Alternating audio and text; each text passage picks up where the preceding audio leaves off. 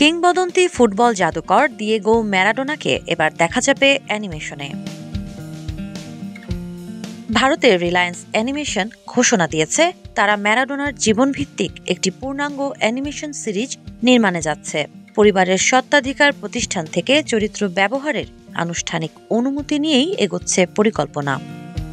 গোয়া আন্তর্জাতিক চলচ্চিত্র উৎসবের সাইড ইভেন্ট ওয়েভস ফিল্ম বাজার প্রথম জানানো হয় এই প্রকল্পের কথা। শৈশবের সংগ্রাম, বিশ্বকাপ জয়ের রূপকথা থেকে শুরু করে উত্থান পতনের পুরো সময়টাই থাকবে সিরিজে।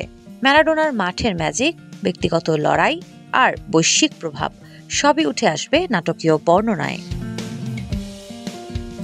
ভ্যারাইটি জানাচ্ছে সিরিজটি এখনো প্রাথমিক পরিকল্পনায়। কারা নির্মাণ করবেন, কখন মুক্তি পাবে, এই সবই পরে জানানো হবে আনুষ্ঠানিকভাবে। লক্ষ্য একটাই, স্ট্রিমিং ও টেলিভিশনে বিশ্বজুড়ে প্রদর্শন।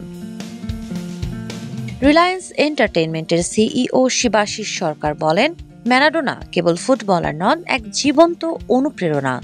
অ্যানিমেশনের ভাষায় তার গল্প নতুন প্রজন্মের কাছে পৌঁছে দিতে চাই। রিলায়েন্স অ্যানিমেশনের প্রধান তেজনিধি ভান্ডারী যোগ করেন, এটি আমাদের জন্য বড় অর্জন। তার স্বপ্ন, সংগ্রাম, বিজয় সব আমরা নতুনভাবে আঁকব।